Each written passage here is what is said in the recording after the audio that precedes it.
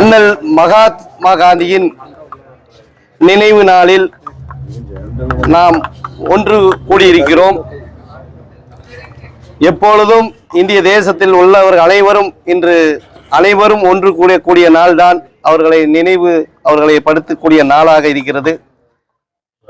இந்த 2024 மகாத்மா காந்தியின் நினைவு நாள் என்பது நாட்டிற்கு தேசத்திற்கு முக்கியமான நாளாக இருக்கிறது. நாட்டில் அமைதி நிலவ வேண்டும், நல்லிணக்கத்திற்காக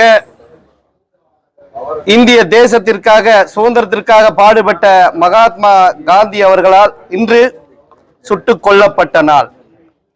எதற்காக சுட்டுக் கொல்லப்பட்டார்? நாட்டில் அனைத்து மக்களும் ஒரு தாய் வயிற்று பிள்ளை என்று சொன்னார் மகாத்மா காந்தி அவர்கள். அதே மாதிரி நல்லிணக்கம், அமைதி அது இருந்தால்தான் ஒரு நாடு வளர்ச்சி அடையும் என்றுதான் மகாத்மா காந்தி அவர்கள் குறிப்பிட்டார்கள். அவர் இந்த நாளில் நாம் அவர்களை நினைவு கூறுகிறோம்.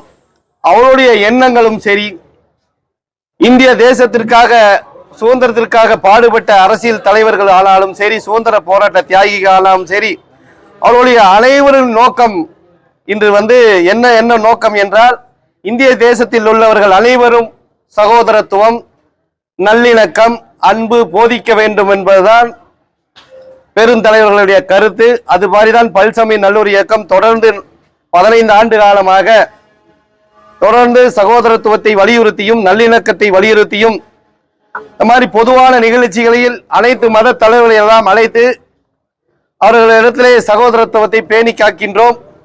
இது நாம் இன்று காந்தி நினைவு நாளில் இதையோடு நாம் விட்டு செல்வதில்லை.